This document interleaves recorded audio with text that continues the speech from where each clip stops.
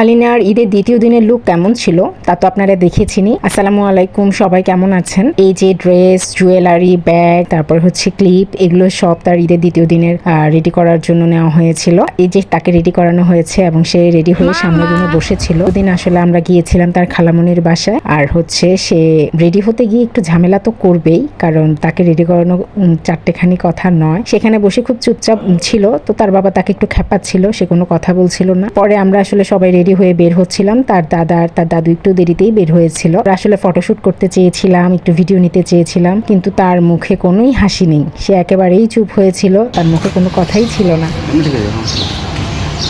পাখি হাই, আসো।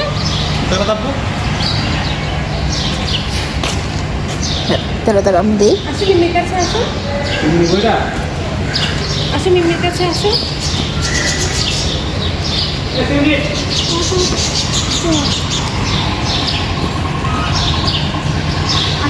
সে নর্মাল সময় প্রচুর হাসবে, খেলবে, মজা করবে, কিন্তু কেন জানি তাকে আমি যখনই কোনো আউটফিট পরিয়ে সাজিয়ে গুজিয়ে একটু বাহিরে নেই বা একটু ছবি তুলতে চাই, ও একেবারেই হাসতে চায় না। তারপরে হচ্ছে তার পুরো এত গোমরা হয়ে থাকে। আমার মেয়েটা কেন আসলে সবসময় এমন করে আমি বুঝি না। একদম কেন হাঁটছি? আমরা কোথায় যাচ্ছি? খাম্মির বাসায়। কোথায়?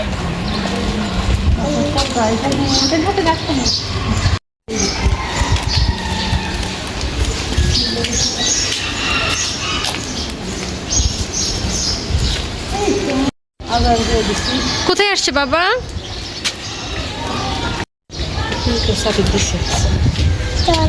চলো চলো।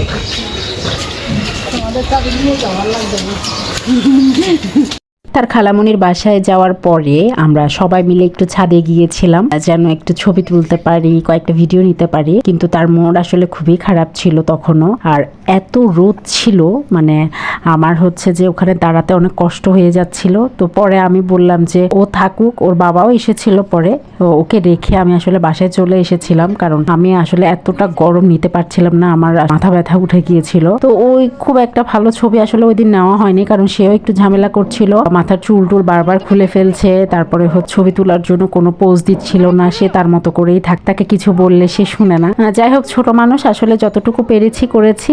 তাকে নিয়ে তার বাবা, তার মিম্মিরা সবাই বাসায় চলে আসে। বাসায় আসার পরে তো সাথে সাথে তার ড্রেস খুলে ফেলেছে। আমরা আস্তে আস্তে অনেকটা দেরি হয়ে গিয়েছিল, তো তখন হচ্ছে সে আসার আগে তাই সে তার কাজিনদের সাথে আবার খেলা শুরু করে দিয়েছে। বাসায় যাবে? বাসায় কার সাথে যাবে?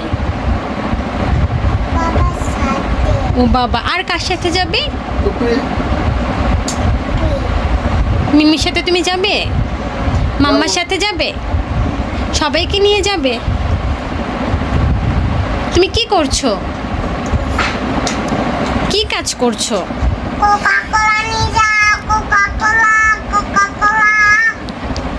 উমাজিকে খাইয়ে দাও কোকা কোলা।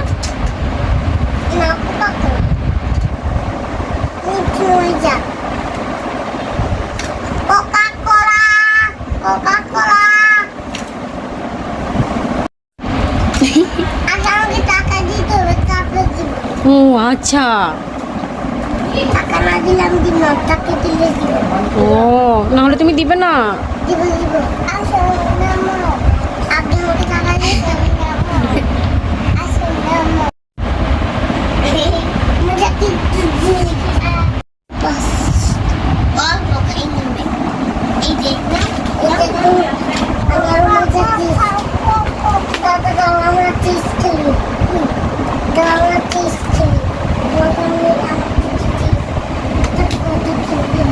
ধৈর্য নিয়ে পুরো ব্লগটি দেখার জন্য আপনাদের সবাইকে অসংখ্য ধন্যবাদ। সবাই আমাকে সাপোর্ট করবেন, এভাবেই পাশে থাকবেন। ঠিক আছে, আজকে এই পর্যন্তই। ভালো থাকবেন, সুস্থ থাকবেন। আল্লাহ হাফেজ।